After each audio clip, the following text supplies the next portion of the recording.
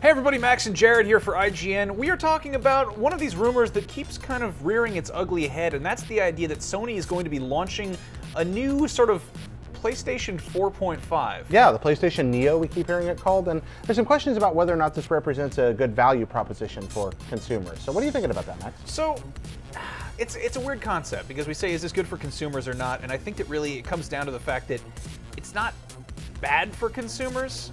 One thing that really puts my mind at ease is that, according to the rumors we've heard so far, there'll basically be like a baseline PlayStation 4 level that games have to reach. It's not going to be like, oh, this only works on PlayStation 4.5. Games are still going to be shipping with PlayStation 4 in mind. It just means that there's going to be like, oh, here's the 4K expansion. Here's the kind of the bigger, the louder, prettier version. So that means that basically you've got PlayStation 4 and then PlayStation 4.5 or 4K or whatever you want to call it, which is like the higher priced one, which presumably would drive down the price of the PlayStation 4. They're already selling a ton. They're doing okay. Looking at previous console generations, I wonder if that's how it's actually going to be, though, because previously, if you bought a console, a couple of years, 3-4 years later, that console's price began to drop anyway on its own, as they found that the people who were going to buy a console at a certain price already had. So I'm not sure if this is actually going to drive prices down any more quickly or significantly than already happened. What I'm worried instead is this going to result in a cycle where people are actually going to find things more expensive, and they have to buy them more often to replace the antiquated technology that they're now sitting with. Also, looking at what I know about the buses on the PlayStation 4, while I'm not a technical expert, I don't think this is going to be some kind of external box that you can plug in and do an expansion like the old, say, N64, expansion pack. So anything you're going to do here is going to require replacing the whole unit, and that's an expensive proposition as well. I don't think this is really so much expansion as a cycle of continual replacement, which is good for the company selling things to us, but I don't think it represents a good value to consumers. Okay, fair enough. Now, look at it this way, and I know this sounds horribly anti-consumer, but video games are a luxury.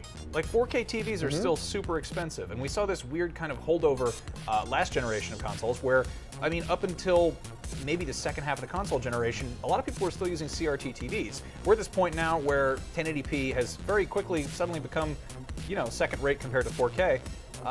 People are always going to be kind of expanding and there's always going to be those early adopters of new technology. And there's also a lot of people who are not really that picky about it. I see your point there, but I also don't want to see video games become a boutique product. I mean, video games really began more as toys. They were actually skewed toward the more affordable end for a long time before they started to get more expensive as people got into sort of an arms race to build the most powerful, most innovative console.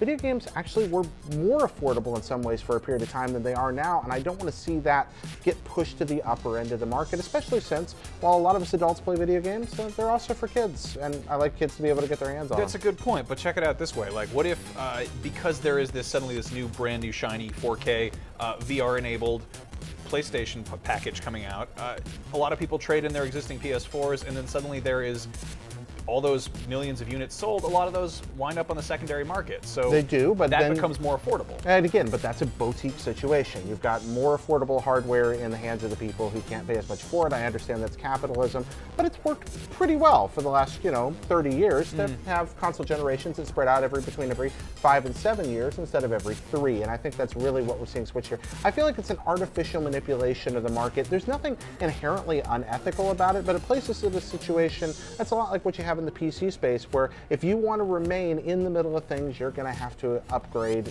every 2-3 years. Yeah, I don't know. I mean, that's a good argument. What do you guys think? Obviously, consoles will never compare to the PC master race, but could this be a step in the right direction? Let us know what you think in the comments. And do you hate PlayStations because you like Xbox better? You can tell us about that too.